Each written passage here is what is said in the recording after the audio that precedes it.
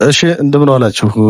ሰበር ዜና ነው የምነግራችሁ። ያው የመካከለኛው ምስራቅ ፖለቲካና የጂኦ ፖለቲካ ሁኔታ በየጊዜው እያደገና እየተቀያየረ የሚመጣ መሆኑ ግልጽ ነው። ምክንያቱም የሚወሰነው የጂኦ ፖለቲካውን ተጽዕኖ በሚፈጥሩ ሀያላን አገራት በመሆኑ ማለት ነው። የዚህ የንግድ ቀጠና ከመሆኑ ጋር በተያያዘ ስለሆነም ዛሬ የተሰማው ሰበር ዜና ምንድነው?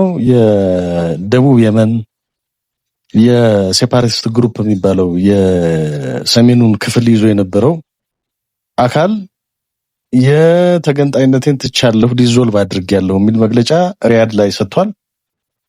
ትልቅ የጂኦፖለቲካል ኢምፓክት ያለው ነው። ይሄን አካባቢ እንግዲህ እንደሚታወቀው የተባበሩት አረብ ኤሚሬት ነበር የምትደግፈው። ስለዚህ ተጠቅልሎ ከሳውዲ መራሹ የፕሬዝዳንት ካውንስል ጋር አብሮ ለመስራት ፍላጎት እንዳለው መግለጫ ሰጥቷል። ይሄ ወደ የት ያመራል የሚለው በቀጣይ የምናየው ሆኖ ነገሩ ግን የተቀያያሪ የሆኑ የጂኦፖለቲካ ተጽዕኖ ሊፈጥሩ የሚችሉ ሁኔታዎች እየታዩ መሆናቸውን ለመግለጽ ነው። የጂኤምኤን ሚዲያ ነው። ሰብስክራይብ አድርጉ፣ ሼር አድርጉ። ተጨባጭና ፈጣን መረጃ እንሰጣችኋለን። አመሰግናለሁ።